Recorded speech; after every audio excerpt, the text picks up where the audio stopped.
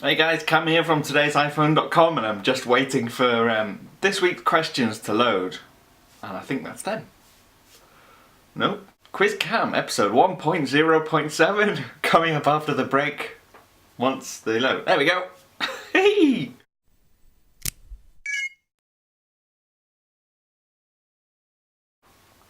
I've got your questions, by the way.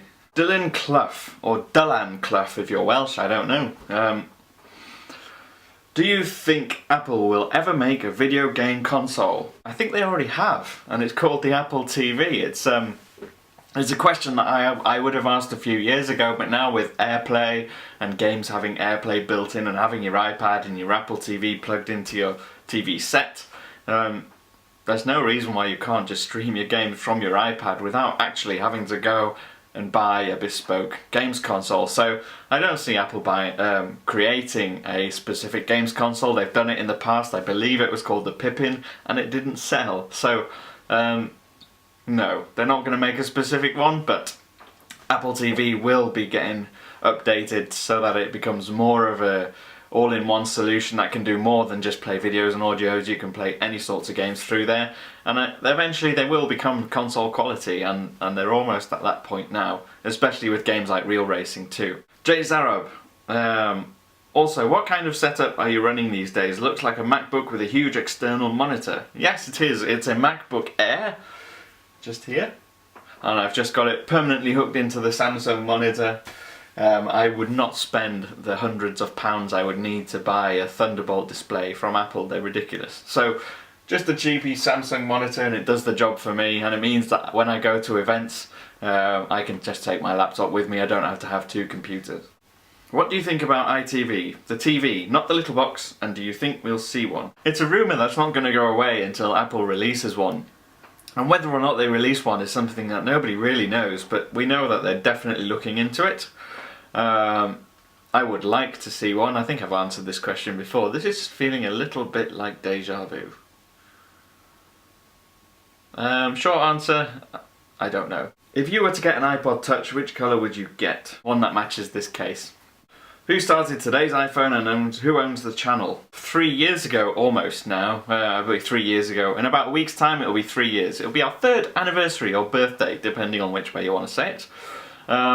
There was a lady called Adriana Lee. She was the original and managing editor and founder. She left after just over a year, and then I took over.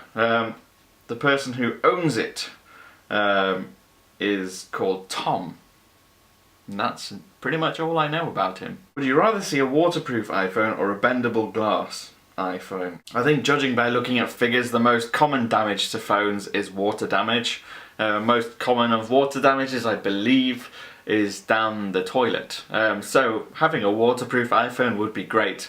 And there's obviously technologies like Liquipel where they spray it with this nanotechnology spray stuff, and it essentially stops water from getting anywhere. It's fantastic stuff, and I wish that they would involve it somehow, integrate it into the manufacturing process so that all phones had that coating on them. It would be really, really good. Not for insurance companies though, but then who cares about them?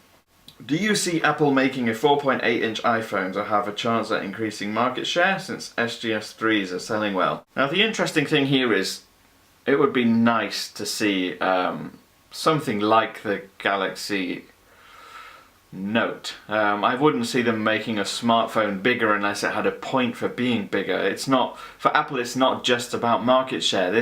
The products that they design, it's mostly about design. It's all about how can they make a really great product. That's what comes first. And to start with the intention of just getting market share is not something that you would ever see Apple's designers doing. So from that point of view, no. But if they could release a larger one that would somehow, it would add to the experience, they would make it a really, really great phone, then yes. I mean, you see them releasing the iPad mini. They had to redesign the bezel and the frame, the actual chassis around it to make it small and light and thin. That was the most important thing with the iPad mini.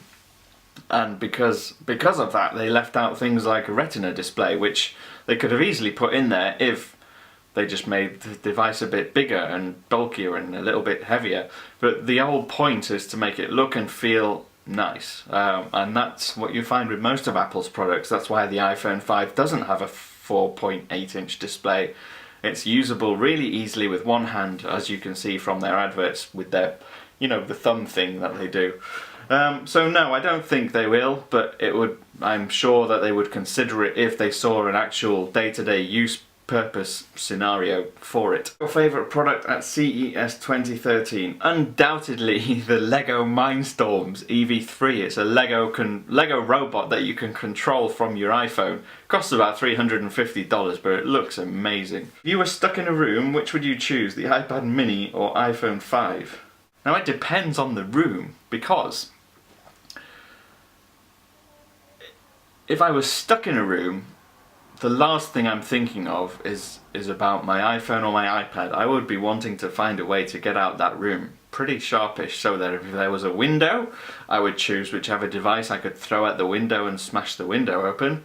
If there were no windows, I would use either of them to browse the web on picking locks, and if there were no doors, then I would download a teleporter app or something. Sonic collects rings, not coins. Mario is the coin grabber. Yeah, I know. When I was talking about Sonic last week, I did have rings in my mind, but for some reason I said coins, and when it came to editing it, I didn't even realise, so very sorry. Anyway, that's been it from me. This was episode 1.0.7 of QuizCam. If you've got any more questions for me, ask them in the description. Not description, that's where I type stuff. You can ask in the comments section. I'm at TIP_cam too. If you like me, you can follow me. You can ask me questions on there using the hashtag QuizCam. If you don't like me that much, you don't have to follow me. But if you do, you can also subscribe. Which side of the screen is the subscribe on? That side. Subscribe! Please. I make one of these every week. It's quite fun. But anyway, I'll see you again soon. Ta-ta!